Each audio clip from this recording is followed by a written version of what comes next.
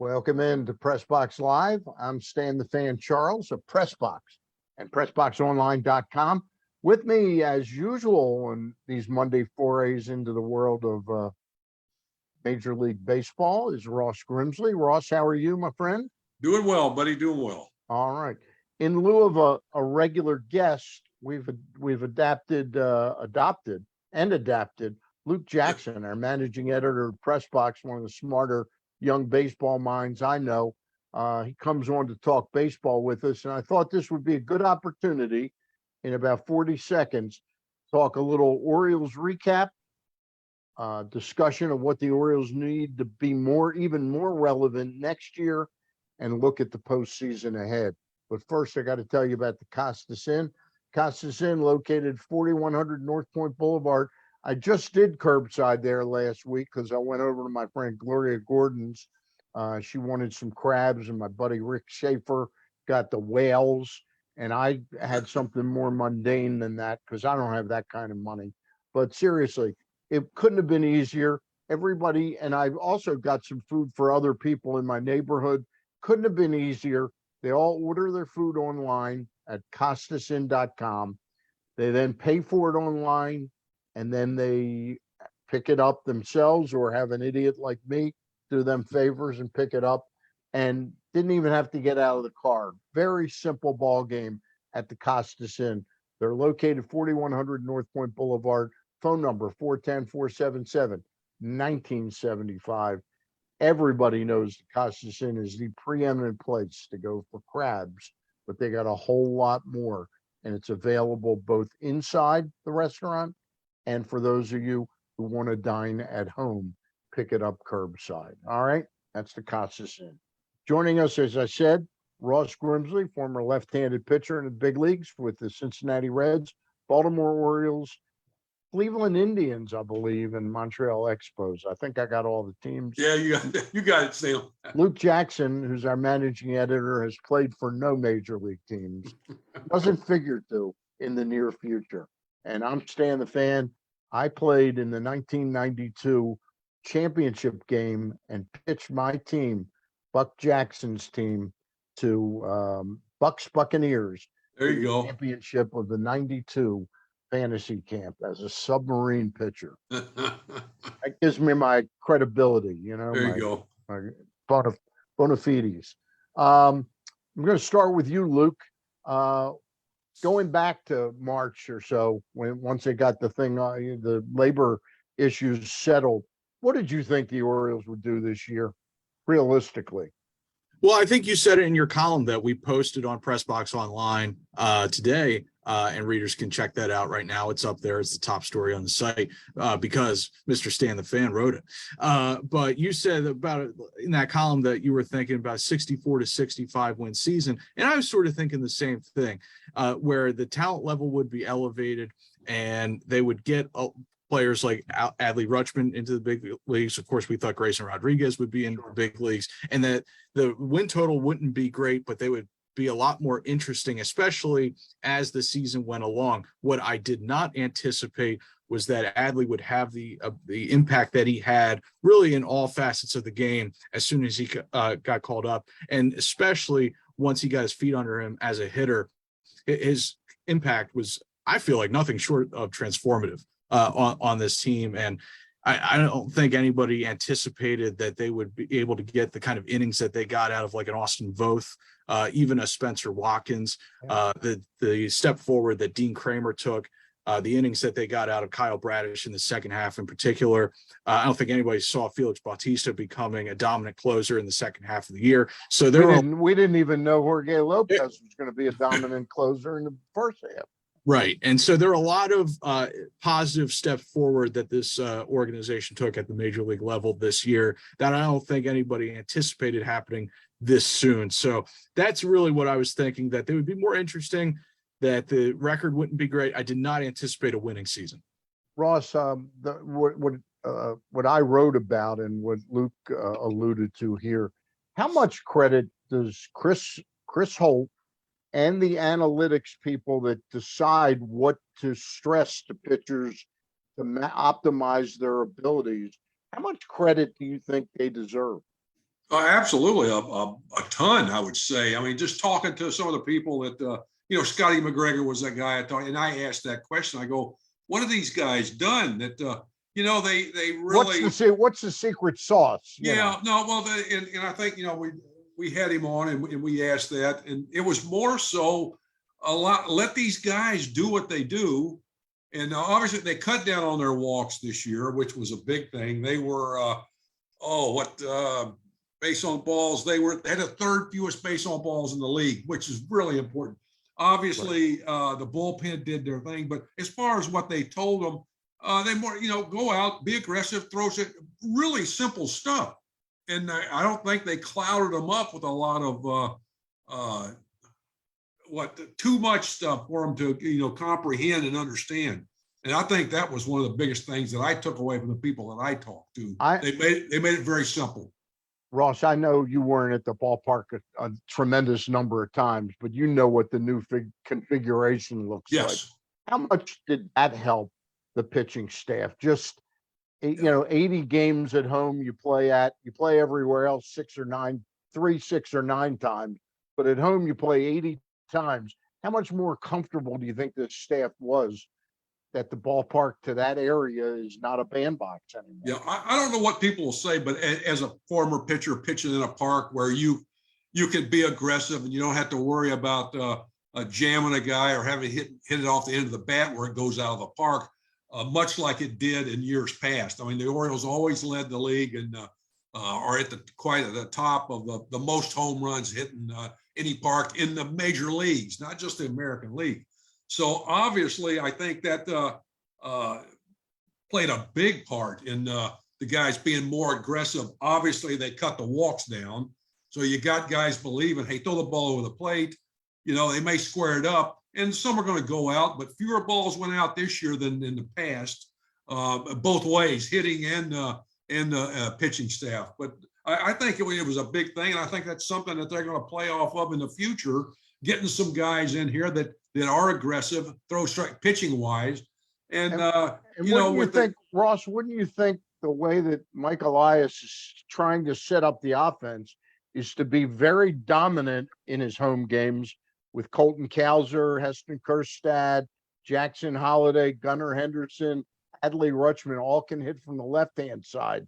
Right. Wouldn't it make some sense to also do the same thing pitching wise, is get a couple left-handers in this rotation on a regular basis? I'm sure that's probably something that they'll look for, but it all comes down to who can we get at what price, and how much money you're willing to spend.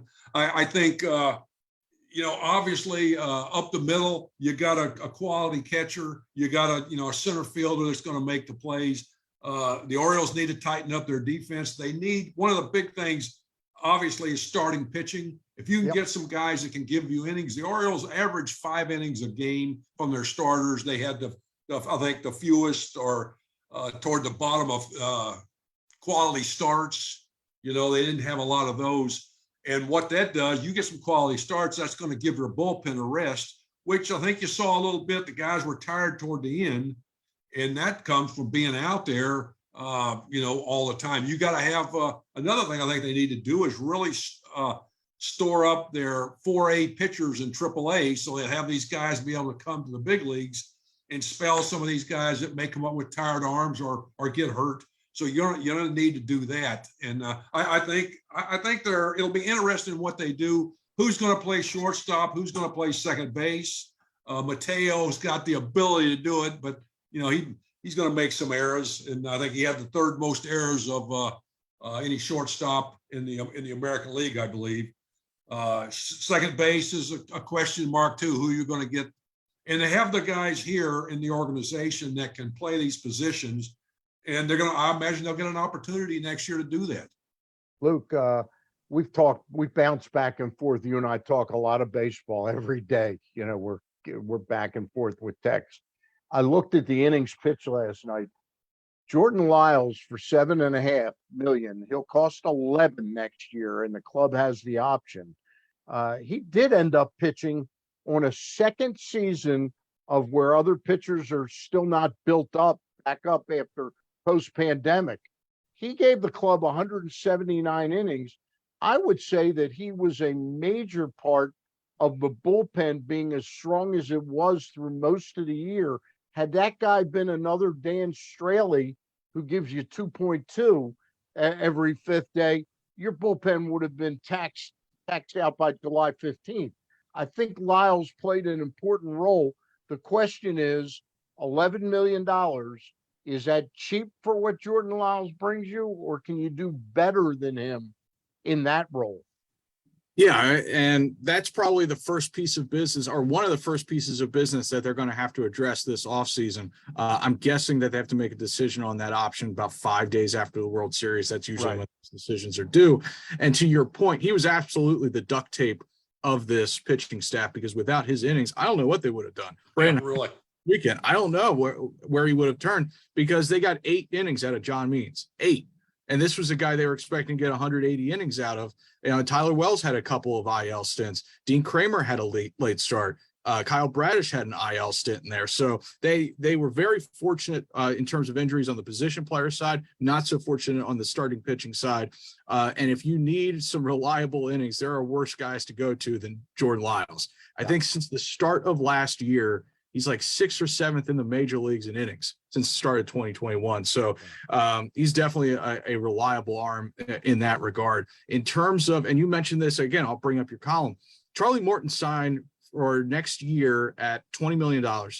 And 1 year contract. 1 year contract. And he had about, a 4.5 ERA this year. And he finished off his regular season last night with a so-so start against the Mets. That's the going rate for a veteran starter, a good, solid veteran starter. That's what they cost. They cost between 10, 15, $20 million. I hear Ross is contemplating a comeback. Just for one, Can I throw just him for 20 one, feet? he'll do it for $5 million just for 1 year. Yeah, like I was joking with Ross earlier, it looks like he can still get out a left pocket out of the bullpen, right? You can fix 3 hitters, just make sure a couple of them are lefties. That's all. Yeah. Make sure that the mound is really closer.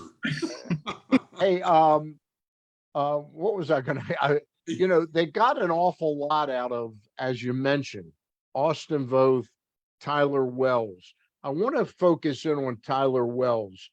I wrote in my piece, Ross, that I loved what they did this year. It's creating necessity is the mother of invention. At the end of last year, we said, well, looks like we got the closer to the future, Tyler Wells. They looked around this spring, and this is before Means got hurt. They said, you know something? Tyler Wells is going to start. And he did a yeoman's job. Yes, at certain starts. He was really impressive. But the bottom line is he had 2 extended stays on the IL. Wouldn't you think he would be more useful at creating a really dynamic back end of the bullpen with DL Hall, Tyler Wells, and Felix Bautista? Do you think that's the way to go with those 3 people? Well, obviously Bautista. Yeah, I mean, you look at what happened. That they needed starters. Yeah. And that was kind of this guy as now that he can probably do that job. And right. I believe it all comes down to how much money do we want to spend on pitching, and what type of pitching do we want? The thing is with the starters, there was 160 innings different between the starters and the relievers.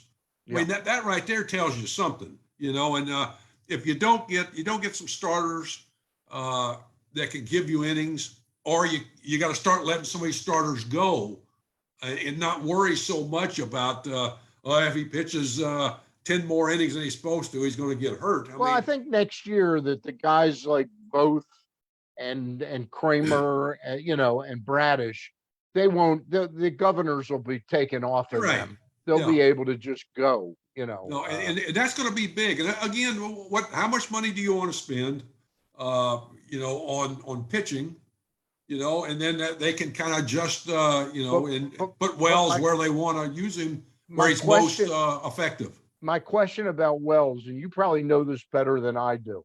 It just seems to me if you have somewhat of an injury-prone pitcher, who has an injury history, I know there's a lot of rigorousness to being in the bullpen. Yeah. But wouldn't you think you you lessen the chance of them getting injured if you discipline yourself with a meaningful role that you don't diverge from much. You try and keep to, say that he's going to throw 6 innings a week. We're going to get him in there, hell or high water. Well, I mean, if you're going to do that, I mean, you never know in the bullpen. I know. And plus, you're going to be getting up sometimes and not getting in. Right. So as a starter, you can regulate. You're going to pitch him once every 5 days or what have you. Or 6 days. Yeah. I mean, whatever you want to do, however you want to do it. And but pitching out of the pen can be, like you said, can be really tough on you too. And especially if your starters aren't giving you innings. Yeah. The bullpen takes a beating. I mean, we've seen that in the past everywhere. The reason I bring up the idea of reverting to Wells as a bullpen arm, Luke, is that next year, let's just say you acquire somebody via trade or free agency that is even more substantial than Lyles. Mm-hmm. You re-sign Lyles, Okay. and now you got Grayson Rodriguez, Bradish, Kramer, maybe a little of both. Means is in there. You suddenly have more options as starting pitching.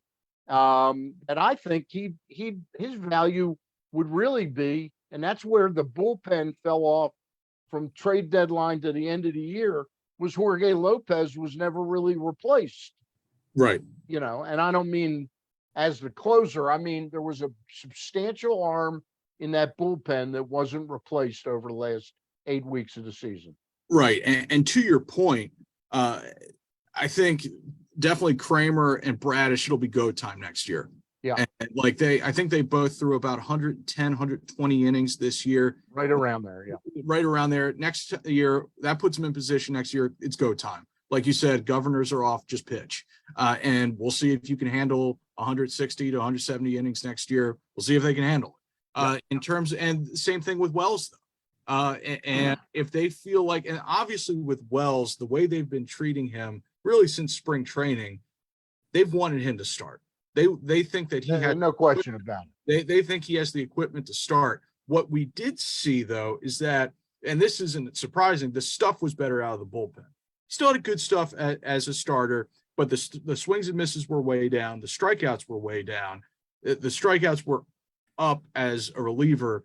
Do you think his stuff plays better in relief where you could pair him? Can you imagine, and you mentioned this in your piece, you could have like twin towers between him and Felix Bautista at the back end, and then a left-handed, possibly a left-handed complement with DL Hall, if that's the direction that they decide to go with him. I think for Wells' sake, you see if he can start, and they did that this year. You treat him as a starter. And then at the end of spring training, you sort of make a decision at that point where obviously I just still look. I look at Hall, not to interrupt you, but I look at Hall and I look at Wells and I say, where is the buildup going to come for them to be useful starters? They've never thrown a lot of innings, and they're not 21 years old. They're 24, 25, 26. I think Wells is like 28. Yeah. And he had Tommy John surgery in 2019, right? That he came back successfully from. The stuff came all the way back. That's great. Sometimes that doesn't happen.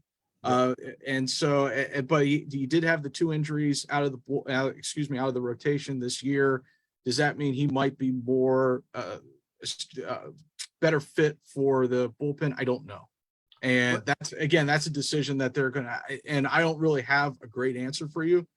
In terms of where his best fit is, I don't know. I don't know the answer. But it's a good arm. It's a major league arm. It's a good problem to have. No problem about that.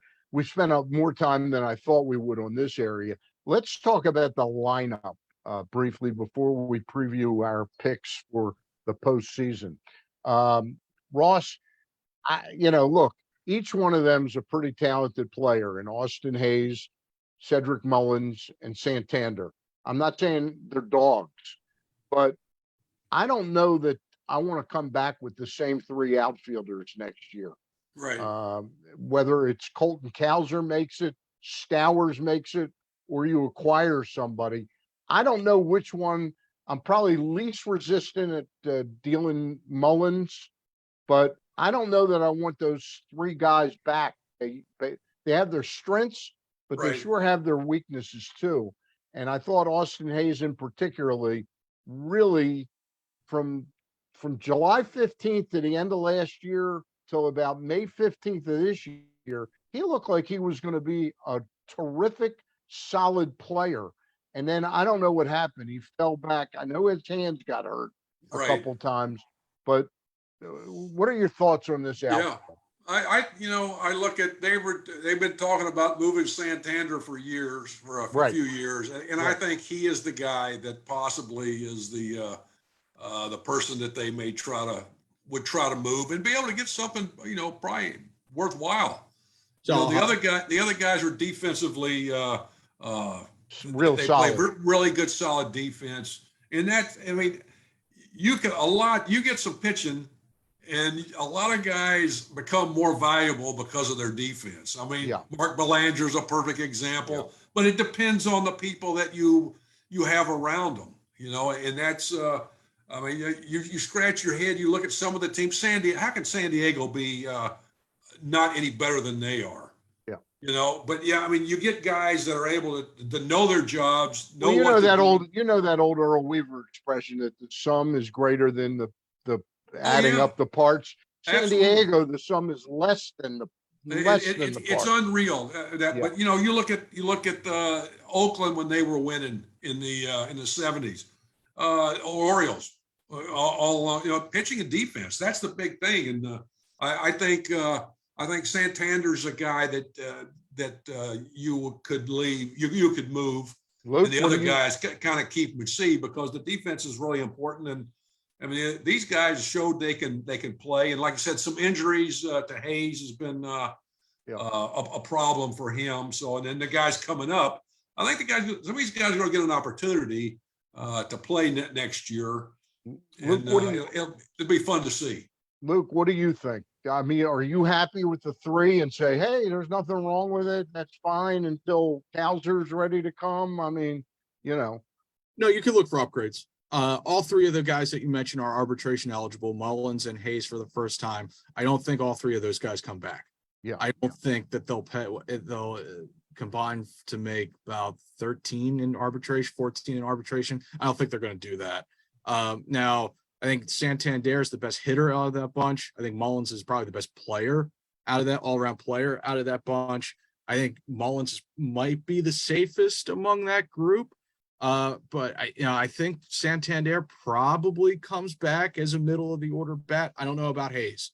I think that's an area in left field where you can potentially look to upgrade. I think another thing that they could do is, do they see, because Santander, he was a good defender a couple years ago, not really anymore. He's he's a little bit lumbering in right field. Do they see him more as a DH next year? And play a little bit of right field, and then you bring in a corner guy like maybe a Jock Peterson type to play right field, and a swing that really fits and hit home runs. And he could hit home runs, and then maybe you have Kowser come up to play left field at some point, and then Kowser's a guy who has center field range. You need a center field range type of guy in left field at Camden Yards. Does that keep Mullins in center? I think there's a couple different things you can do there.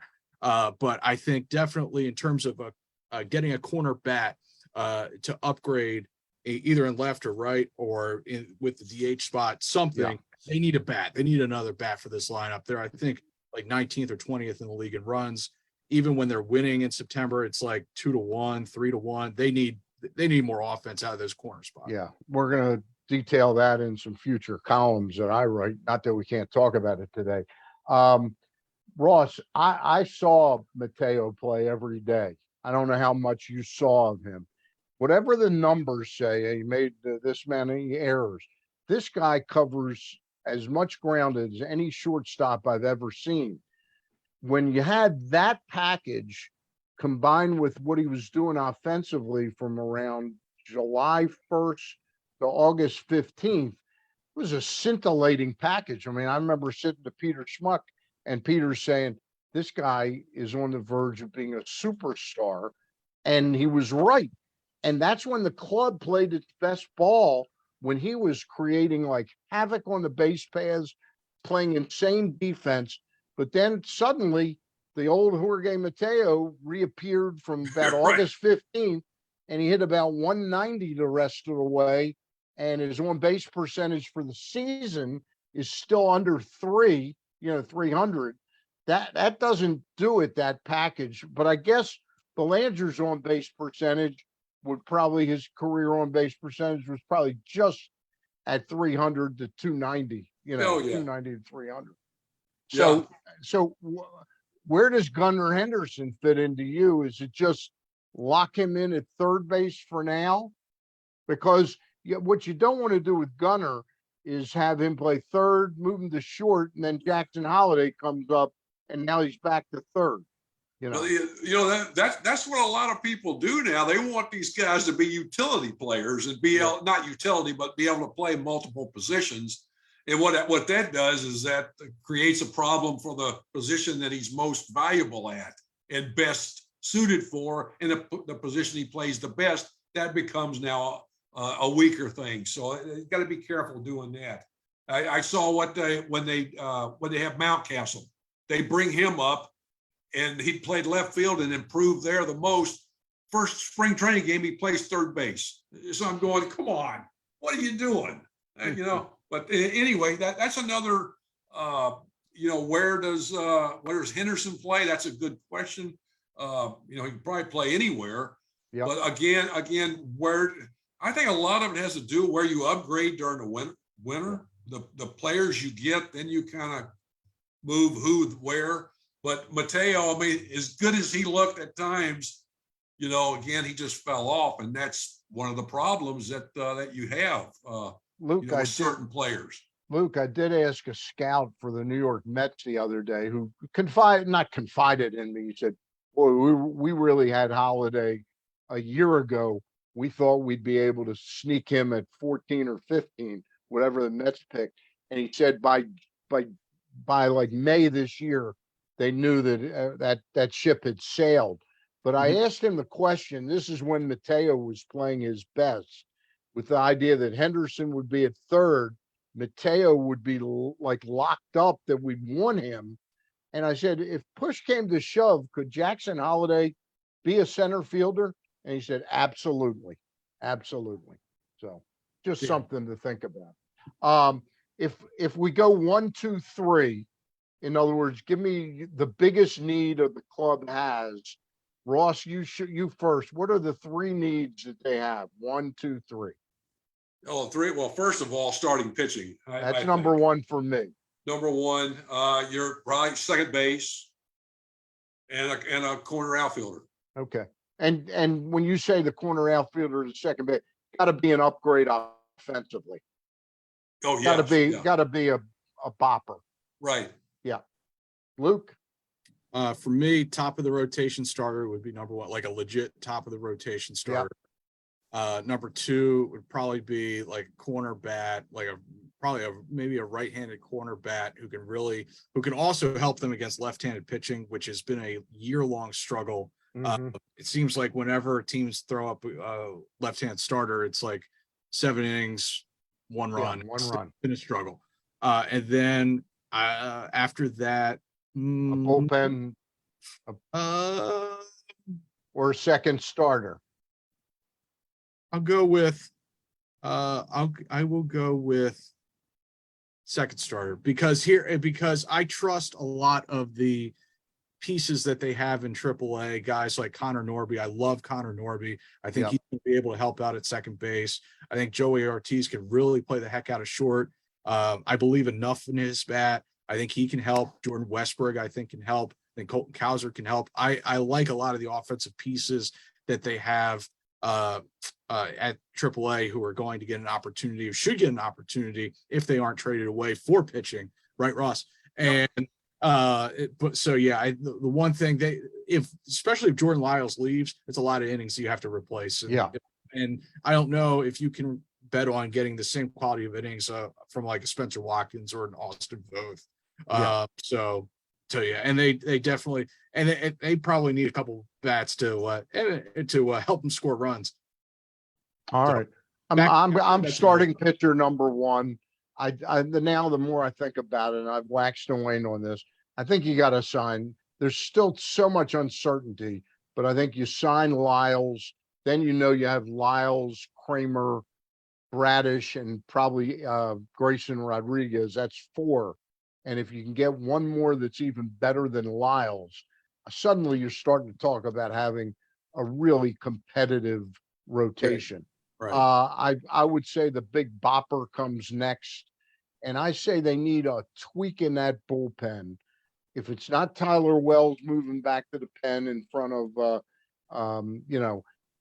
but to me, I love Dylan Tate when they got him, and I've stood by him this year when times were at their neediest. He just seems to give up too many easy runs late in ball games. He I might mean, have worn down a little bit in September.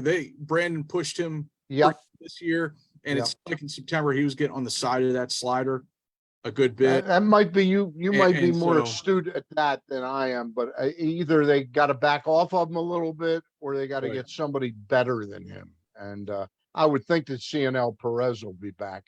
And I'll tell you who really, as the season unfolded, Luke, and I know from talking to you a lot, you and I both waxed and waned on Mr. Baker, Brian Baker. Mhm. But by the end of the year, he was throwing as good as anybody on the team. The at bat he had against Aaron Judge was as good as you want to see yesterday. 99 up in the zone to blow him away. That was pretty big time stuff. And All right. and since September 1st, he's been their best reliever. So Okay. Hey, let's take a quick look, and we don't want to spend, we're already 35 minutes in, and Ross works by the minute. We pay him by the minute. Yeah. No, I don't want to get too deep in the weeds. If you had to pick 2 teams in each league that will vie for, who are your best 2 teams will do this today? Like, who do you think will play for the league championships? Ross, you go first. The league championships in the National League, I look at the Dodgers, of course, 110 wins. And Atlanta is a team that has really come on. They just beat the Mets 3 in a row. The Mets got 98 wins. Atlanta's got 100. So I look at the Dodgers in Atlanta and in the National League, and Houston and the Yankees, Okay. I got to say something. A lot of people, I'm sure, in New York and Flushing, Queens, Luke, they're saying, boy, Buck Showalter really blew this. When I look at the totality of the team he had day in and day out, I think it's remarkable that he was on the verge of, and they still might win 100 games. But that lineup, you got Lindor, you got Alonso, and those are real big, legit bats. And the rest of them are just sort of, I like Nimmo. I think Nimmo's a good, solid leadoff guy. he's gonna get a lot of money this offseason. Yep. But like Mark Canha, Eduardo Escobar, and it's like, Dan Vogelback. It Tyler wasn't a great, Naquin, yeah. yeah. So give me your 2. Well, Your 2 each league. Yeah. yeah. Well, I agree with Ross. I think the Dodgers are the most talented team in the major leagues. What they're doing is remarkable. They've franchise record for wins. I think they've got a chance to win more than 110 games. That's quite a bit. And then I think that the Braves have a little better roster than the Mets. Not a ton, but I think it's a deeper roster. I think they have, like you said, I think they've got more hitters that you're afraid of. I think they've got a little deeper starting staff at this point. I think they got a little deeper bullpen too. So I think an NLCS between the Dodgers and Braves would be terrific theater. Yeah. And in the American League, the Astros are a run prevention machine. I think at one point, like a couple weeks, I don't know if this is still the case, that every pitcher that they had rostered had an ERA under 4. It's pretty good.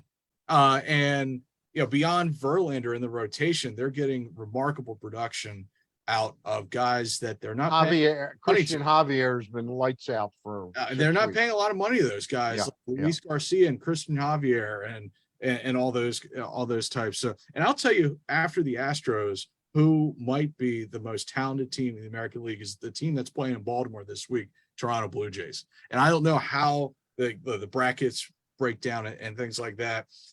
They've got a better lineup than the Yankees. They got a better lineup than Cleveland. They got a better lineup than Tampa.